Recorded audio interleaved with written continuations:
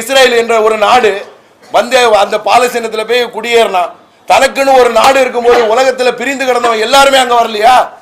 அப்ப நமக்குன்னு ஒரு நாடு உருவாகும் போது அந்த நாட்டுக்கு நம்ம போனோமா? இல்ல. ஏன் தாய் நாடு, ஏன் மண்ணு, ஏன் மக்கள்?